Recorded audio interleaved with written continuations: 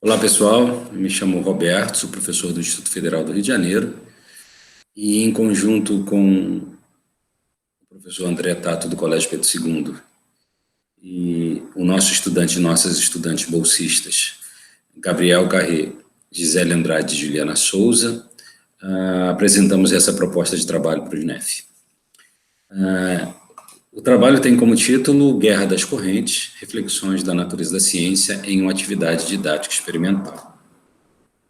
Bom, esse é um recorte. Hoje a gente vai se limitar, inclusive, que é a proposta do trabalho e em função do tempo, a apresentar brevemente esse conjunto de atividades, conjunto de 3 aulas, atividade experimental que é composta por 3 aulas, mas que se insere numa concepção e num projeto de pesquisa maior, que é tentar elaborar, pensar em atividades experimentais que incluam na sua condução elementos da natureza da ciência, ou melhor dizendo, elementos que não se limitem exclusivamente às questões técnicas de manipulação dos instrumentos no laboratório, e tampouco as questões conceituais da física. Essas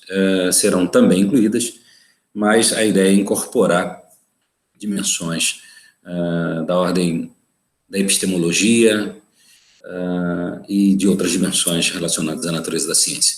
Bom, o trabalho é desenvolvido basicamente baseados em 2 pilares, que são discussões na área do ensino de física, que relaciona as atividades experimentais e o ensino numa perspectiva da problematização, e elementos da natureza da ciência, em que as diversas dimensões que estão envolvidas nas práticas científicas são de certa forma, elucidadas, apresentadas, problematizadas.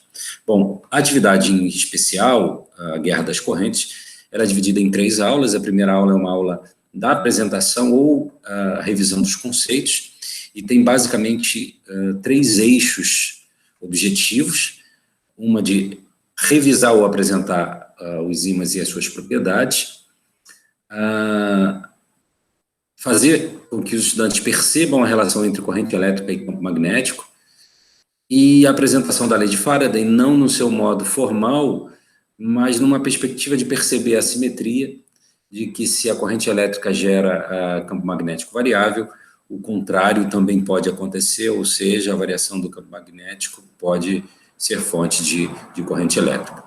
Essa é uma atividade numa perspectiva em que o aluno ele tem sobre a bancada diferentes elementos, como os ímãs, as pilhas, os fios, as bússolas, e ele, com pouca orientação e algum direcionamento e mediação do professor, ele vai desenvolver algumas atividades. Essa primeira aula é chamada de Brincando com os Ímãs, para que os objetivos sejam alcançados nessa primeira aula. A segunda aula, ela vai se iniciar a partir da apresentação e da provocação de certa contradição na relação entre a corrente que é fornecida na tomada e a corrente e a tensão utilizada nos aparelhos eletrônicos. Então, essa aparente contradição, tanto na intensidade da tensão, de 127, por exemplo, para 5 ou 9 volts, quanto no modo dessa corrente elétrica, que é alternada e vai ser utilizada como contínua. Então, por que esse descompasso, e como é que eles poderiam prever a solução para esse descompasso?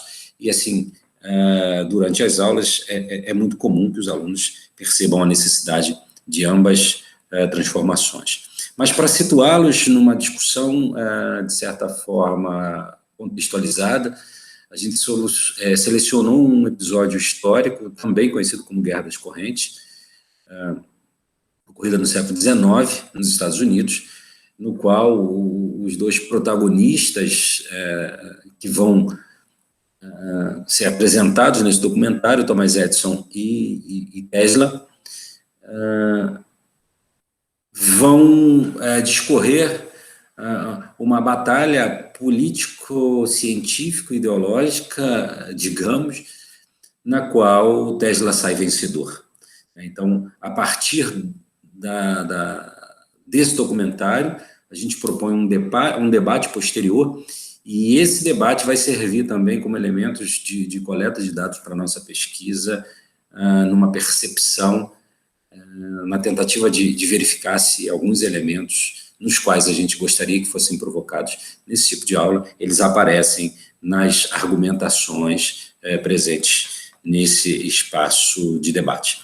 A aula 3 finaliza o nosso conjunto de atividades. É uma aula onde os alunos vão manipular os instrumentos, os elementos na construção de transformadores e da ponte retificadora, na tentativa de solucionar, ver como esse problema é, na prática, possível de ser solucionado, tanto na variação da tensão, na intensidade, como no modo de alternado para contínuo.